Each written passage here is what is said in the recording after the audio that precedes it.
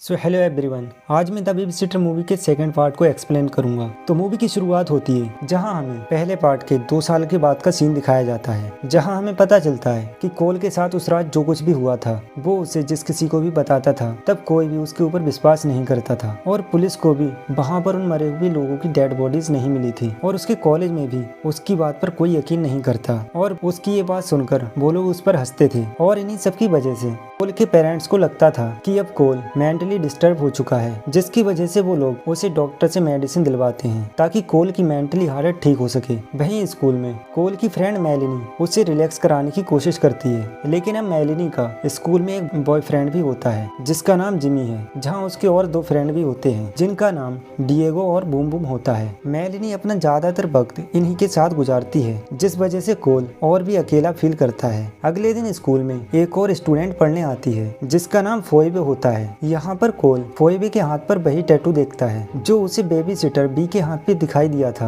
अब इधर कोल के पेरेंट्स कोल को लेकर काफी ज्यादा हैरान होते हैं और उसका एडमिशन साइकेट्रिस्ट स्कूल में कराने का फैसला करते हैं। अब अगले दिन सुबह कोल को अपने घर साइकेट्रिक स्कूल का टेम्पलेट मिलता है, जिसे देखकर वो समझ जाता है कि उसके पेरेंट्स उसका एडमिशन साइकेट्रिस्ट स्कूल में कराने वाले हैं, इसलिए वो उन टेम्पलेट्स को लेकर स्कूल जाता है और मेलिनी को सब कुछ दिखाता है। अब मेलिनी उसे बताती है कि तुम बिल्कुल ठीक हो, जिसके बाद मेलिनी कोल को अपने साथ एक हफ्ते के लिए लेक पर चलने के लिए इनवाइट करती है ताकि कोल का माइंड रिलैक्स हो सके। अब उधर फोएबे को उसके लॉकर से उसके बचपन का टॉय और उसके साथ एक स्ट्रेंजर चाबी एक शॉर्ट नोट भी मिलता है, जिसे देखकर फोएबे सोचती है कि ये सब यहाँ उसकी केयर टेकर ने रखा होगा। तभी स्कूल में लंच के लिए बेल बजती है, जहाँ पर टीचर कोल को अपने ऑफिस में आने के लिए कहता है, लेकिन कोल उनकी बात नहीं सुनता और मेलिनी के साथ लेक पर जाने के लिए फैसला करता है। और वहीं पर मेलिनी स्कूल में अपने पिता की कार चुरा कर लाई हुई होती है, जिसे देखकर कोल भी उसकी कार में बैठ जाता है। तभी इनके पास मेलिनी के सभी फ्रेंड्स आ जाते हैं, जिसके बाद ये लोग एंजॉय करने के लिए लेक पर पहुंच जाते हैं। लेक पर पहुंचने के बाद कोल वहां पर बहुत अनकंफर्टेबल फील करता है और वहां से जाने का प्लान करता है। तभी मेलिनी वहां आकर उसे रुकने के लिए मनाती है। तभी कोल को वहां लेक पार्टी में फोएबे भी दिखाई देती है। दूसरी तरफ कोल के पेरेंट्स परेशान होकर मेलिनी के घर पहुंचते हैं और मेलिनी के पिता से कोल के बारे में पूछते हैं। उसका फादर उन्हें बताता है कि कोल और मेलिनी साथ ही गए हुए हैं। अब काफी रात होने की वजह से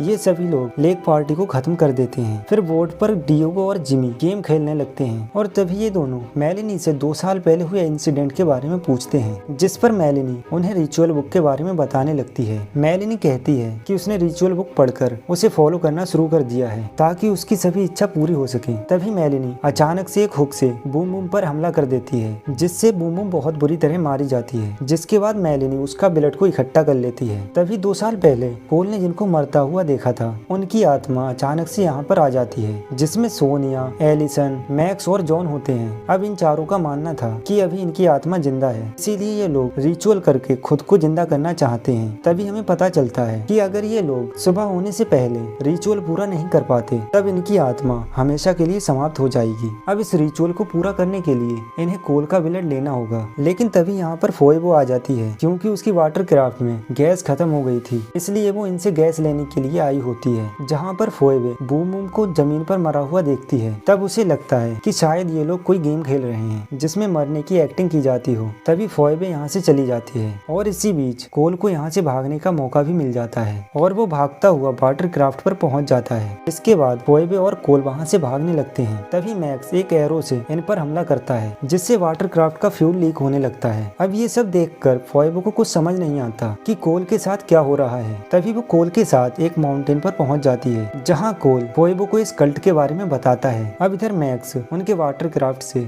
लीक हुए फ्यूल के बारे में बताता है, जिसे सुनकर मेलिनी उस फ्यूल पर आग लगा देती है, जिससे वो फ्यूल जलता हुआ फोएबे के क्राफ्ट तक पहुंच जाता है और वो वाटर क्राफ्ट तेजी से ब्लास्ट हो जाता है। ब्लास्ट को देखकर मेलिनी समझ जाती है कि वो दोनों उसी तरफ गए हैं। अब ये लोग भी कोल को ढूंढने के लिए उस तरफ जाने लगते हैं। उधर फोएबे कोल को अकेला छोड़कर हेल्प मांगने के लिए जाने लगती है और आगे जाने पर फोएबे को एक आदमी दिखाई देता है जो लेक पर कैंपिंग कर रहा होता है। फोएबे उससे हेल्प मांगती है, जिससे वो आदमी उसकी हेल्प करने के लिए मान जाता है, लेकिन तभी वो फोएबे के साथ बदतमीजी करने लगता है। लेकिन तभी वहाँ पर कोल आ जाता है जो फोएबे को उस आदमी से बचाकर उसकी गाड़ी में जाकर बैठ जाता है। अब कुछ देर बाद यहाँ पर सोनिया आ जाती है जो कैंपिंग कर रहे आदमी को मार डालती है। फिर वो कोल की तरफ आगे बढ़ने लगती है, लेकिन लेकिन कोल गाड़ी को आगे पीछे कर उसे कुचल देता है, जिससे वो वहीं पर मारी जाती है। अब यहाँ पर बाकी के लोग भी पहुंच जाते हैं जो कोल और फोएबो को ढूंढने लगते हैं। अब इन दोनों में एक नए कल्टिस्ट का ग्रुप बन जाता है और एक पुराने कल्टिस्ट का। इधर कोल और फोएबो कार के नीचे छुपे होते हैं। तभी कोल के ऊपर एक सांप चढ़ जाता है। फिर ये दोनों डियोगो को सांप से डराकर यहाँ से भागने लगते हैं। तभी एलिसन इन दोनों को देख लेती है और इन पर फायरिंग करती है। अब ये दोनों भागते भागते दो पहाड़ियों के बीच से गुजरने लगते हैं, लेकिन तभी एलिसन का सिर उन पहाड़ियों के बीच फंस जाता है और कोल और फोएबे दोनों एलिसन का पैर पकड़ लेते हैं, जिससे एलिसन का सर उसी पहाड़ में फंसकर टूट जाता है और उसकी बॉडी नीचे गिर जाती है। तभी मैक्स इन दोनों पर हमला करने लगता है, लेकिन ये दोनों किसी तरह एलिसन की बॉडी का कवर बना लेते हैं और उससे बचकर बोट के जरिए यहाँ से भागने लगते हैं। अब मैक्स उस बोट में बंधी रस्सी के सहारे एक दूसरी बोट में बैठ जाता है और उनकी बोट पर चढ़ने लगता है। तभी फोएबे सिलिंग स्ट्रिंग को उसके मुंह पर स्प्रे कर देती है और कोल उसे बोट के नीचे फैन में फंसा देता है, जिससे मैक्स भी वहीं पर मारा जाता है। अब जॉन ये सब देखकर मेलिनी और डियोगो को सब कुछ बताता है, जिस पर डियोगो और जिमी रिचुअल पूरा करने का वादा तोड़ देते हैं और वहाँ से जाने लगते हैं। लेकिन तभी वो दोनों अचानक से धुआं बनकर गायब हो जाते हैं और इधर फोएबे कोल को उसके फैमिली केबिन में लेकर जाती है, जहाँ पर वो दोनों प्लान बनाते हैं कि सुबह होने पर ये दोनों यहीं पर रहेंगे। यहाँ पर फोएबे कोल को अपनी लाइफ स्टोरी के बारे में बताती है कि एक दिन वो अपना फेवरेट रैबिट लेक पर ही भूल जाती है। फिर वो अपनी बेबी सिटर के साथ उसे लेने के लिए जाने लगती है, जबकि उसके पेरेंट्स उस रैबिट को लेकर वापस घर आ रहे होते हैं। तभी रास्ते में इनकी गाड़ी क्रैश हो जाती है, जिसमें फोएबे को छोड़कर सभी लोग मारे जाते हैं। ये सुनकर कोल फोएबे को तसल्ली देने की कोशिश करता है। उधर केबिन के बाहर मेलिनी और जॉन आ जाते हैं, जहाँ मेलिनी कोल के फादर के पास फोन कर उन्हें बताती है कि कोल ने काफी ड्रिंक कर ली है, जिससे उसकी मेंटली हालत काफी बिगड़ चुकी है। जिसे सुनकर कोल के फादर मेलिनी के फादर के साथ वहाँ पर पहुँच जाते हैं। लेकिन जब वो दोनों मेलिनी के पास पहुँचते हैं, तभी मेलिनी कोल के बारे में उन दोनों को एक झूठी स्टोरी सुनाती है कि कोल पागल हो चुका है, जिसलिए उसे डॉक्टर के पास ले जाना होगा। दरअसल मेलिनी ये सब इसलिए कर रही थी ताकि कोल उस केबिन से बाहर आ सके, जिससे सुबह होने से पहले ही मेलिनी उसके ब्लड को पी सके। तभी कोल के फादर केबिन के अंदर जाते हैं और कोल को बंकर से बाहर आने के लिए बोलते हैं, लेकिन कोल इस सबको धोखा समझकर वापस नहीं आ रहा होता। तभी उसके फादर के ज्यादा बुलाने पर वो कुछ वेपन्स लेकर बाहर आता है। तभी कोल को जॉन दिखाई देता है और वो उसे शूट कर देता है, लेकिन जॉन किसी तरह बच जाता है। फिर जब जॉन कोल को मारने के लिए आगे बढ़ता है, तब उसके ऊपर एक झूमर गिर जाता है, जिससे वो वहीं पर मारा जाता है। तभी मेलिनी केबिन के अंदर आती है। तभी फोएबे उसे मारने के लिए उसकी तरफ चाकू फेंकती है, लेकिन मेलिनी उस चाकू को पकड़ लेती है। अब कोल और फोएबे दोनों वहाँ से भागने लगते हैं और कोल के फादर उनके पीछे जाने लगते हैं और मेलिनी के फादर मेलिनी को रोकने की कोशिश करते हैं। तभी मेलिनी अपने फादर पर चाकू से अटैक कर उन्हें मार डालती है और इधर कोल फोएबे को अकेले जाने के लिए कहकर अपने फादर के पास जाता है और उनसे गले मिलता है। तभी इसी दौरान कोल के फादर कोल को एक इंजेक्शन लगाकर बेहोश कर देते हैं। फिर वो कोल को